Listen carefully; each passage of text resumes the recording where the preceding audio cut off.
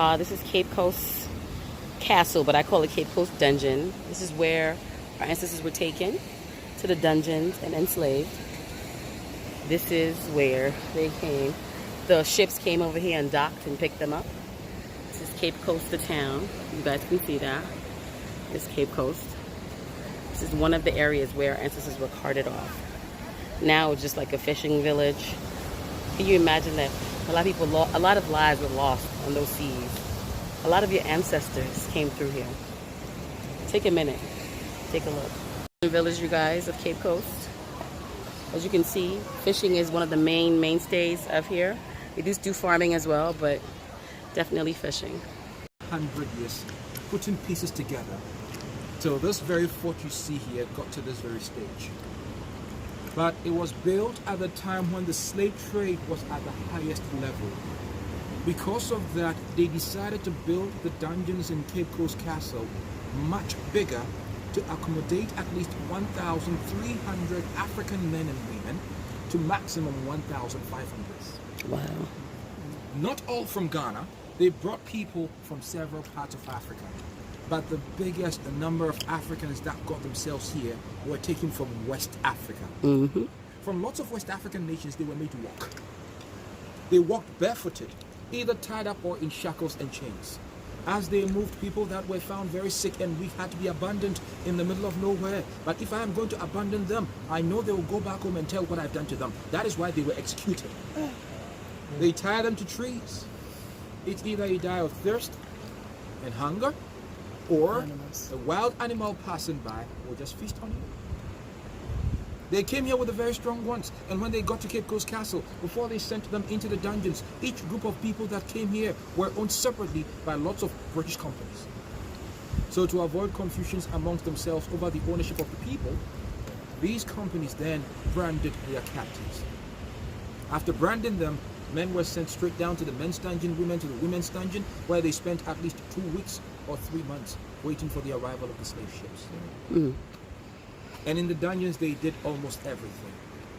I use the word almost because sometimes they brought them out to eat and to work just to exercise them. But most of everything was done in the dungeon.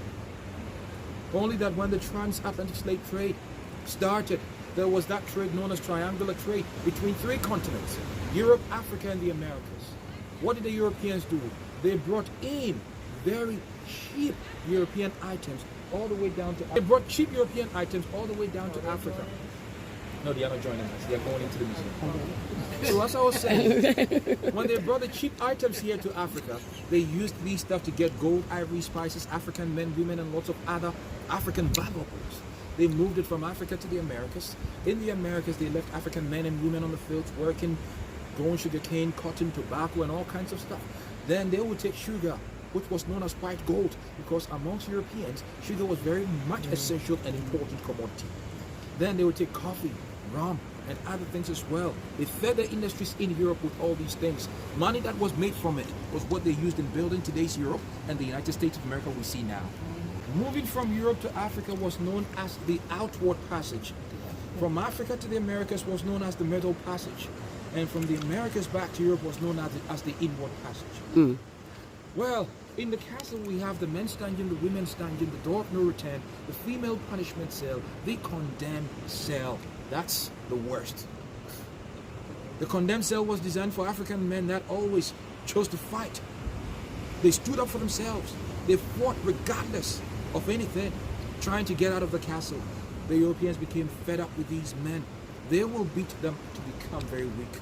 They put them in shackles and chains. They throw them into that room. Without food and water, without light and air, you stay there until you lose your life. And when you die, they make sure the people in the dungeon are here at the courtyard to witness the dead bodies being carried out and thrown into the sea to serve as a deterrent to them that you can't get up and do the same thing just as they did. Let's start a tour by visiting. Door of no return, guys. Year of Return is being celebrated in Ghana.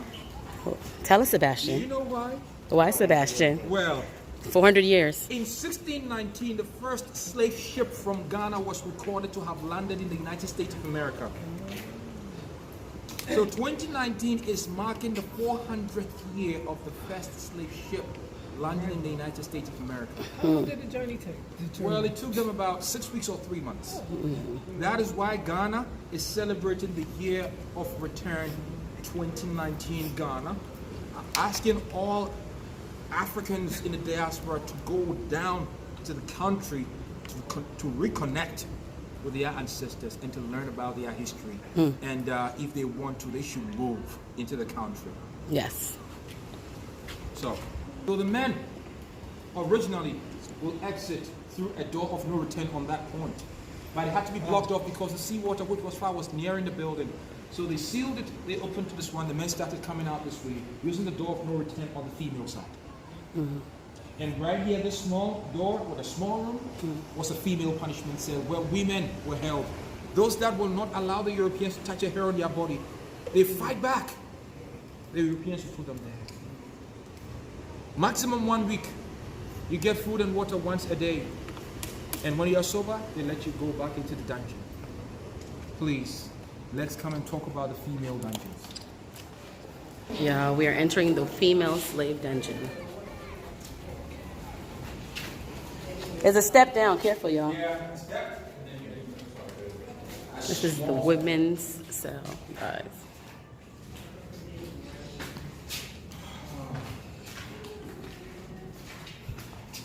Two parts, this one and the one on the opposite side.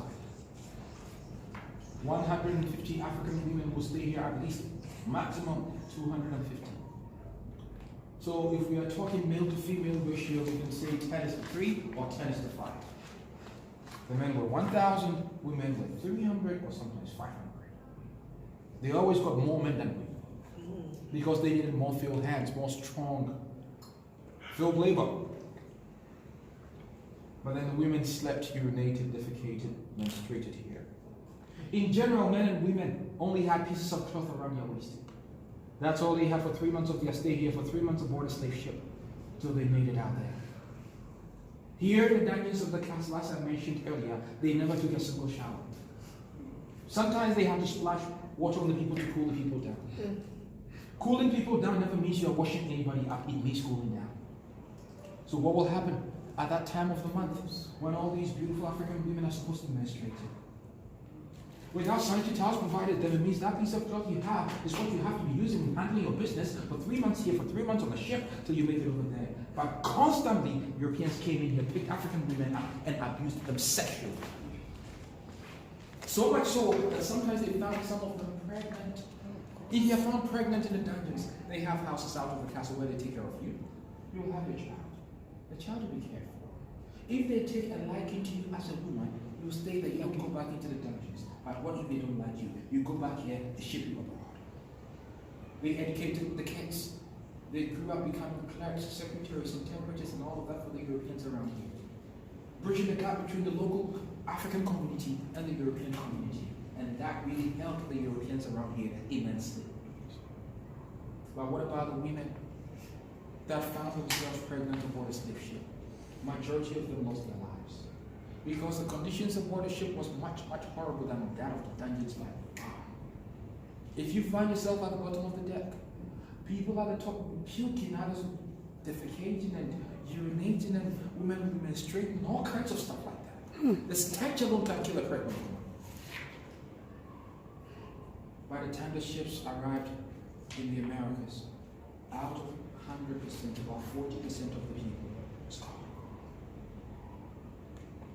And whether people died or survived, know that the Europeans never lost money, all in the name of insurance. Here in Africa, they never bought Africans with money, but over there, people paid hundreds and thousands of dollars to buy the people. And wonderful guys, the Europeans did not do the slavery for just a year or two, but for almost 400 years on the continent of Africa. They made so much money that even today, their children are enjoying from that wealth. Absolutely. Absolutely. Yes. We know that. Barclays. And wonderful guys, All the banks. please Slavery. know that the transatlantic slavery was so lucrative that people that participated in it made so much money. And it is said to be one of the most profitable businesses ever surfaced on the earth. Let's go out there. Door of no return. Right at the top. Whoever walked out of the door never ever returned. You go out of the door, you lose it all. Your name is taken away. Your dignity is taken away. Your freedom is gone. Family, property, everything is taken away from you. You have your life. But the question here is, the life you have, is it even guaranteed? We walk out. The stairs, we're going to see how they happen to be the very original stairs they used down. It's partially renovated so that it will still stay there. Whenever they went down the stairs, the soil there on the shore became the last African soil African men and women ever touched on the African continent, because the boats were there. If you get aboard a boat, you don't touch the African soil again. You find yourself in a new world.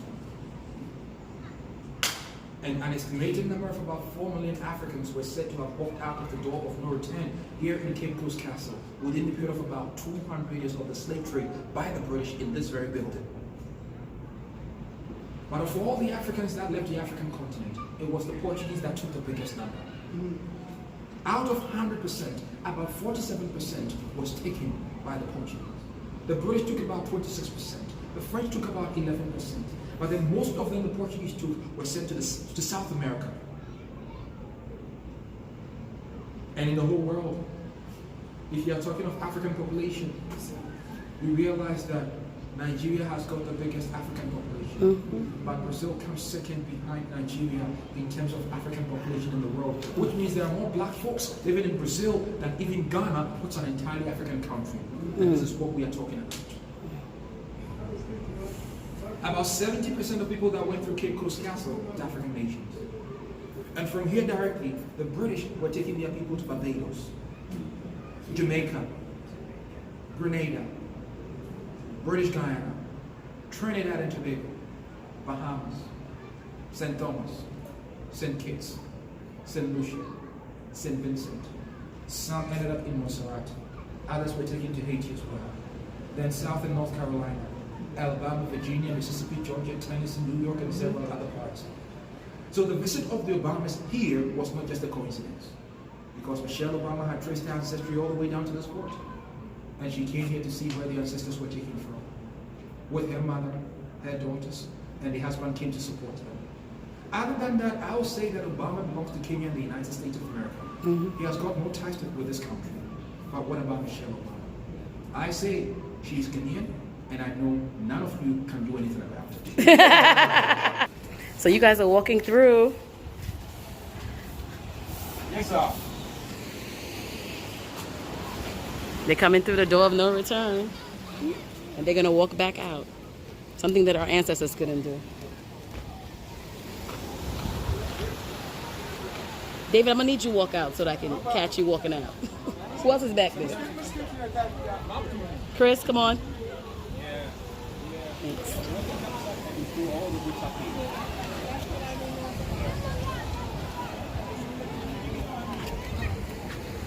In 2009 when they visited Cape Coast Castle.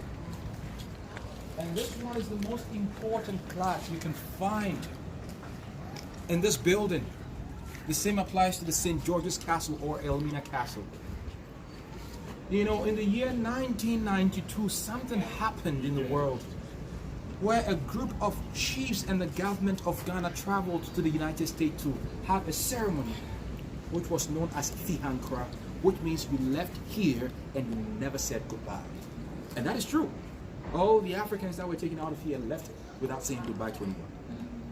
So they did that ceremony, and afterwards they came to realize that, well, if the people left and never said goodbye, it was the fault of some people. And they recognized the fact that their ancestors might have played a very important role in everything. So they decided to come out and say sorry to the public for what happened. That is the purpose of this plaque. In everlasting memory of the anguish of our ancestors, may those who died rest in peace, may those who return find their roots. May humanity never again perpetrate such injustice against humanity. We the living vow to uphold this. Please. This is the men's dungeon, y'all. for when you're landing. Ooh, it's a deep land. Careful, It's a big. big step. There you go. Please come by the left. Okay. Yes, that's better. No. And through the middle all the way down. Okay. This is where the men were kept, y'all. This is the men's dungeon. This is where your ancestors were kept.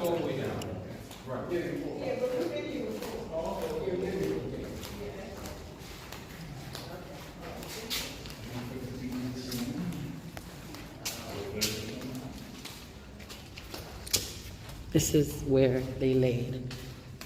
This is where they kept the men, slaves. Condemned cell for the men who were the strongest, who fought the hardest to break down their spirits. This is the condemned cell, y'all. Wow. No air in here at all. Folks, please allow me to go a little bit up to the other side. Thank you very much. Same with the owners. So everyone, this was a very heavy video for me to edit and for me to even go through. So you have to go and experience Elmina Castle and Cape Coast Castle to see what our ancestors went through. Return home, take your ancestors back. Diaspora Return 2019, Africa Everything. I hope you got a little breath of what they went through.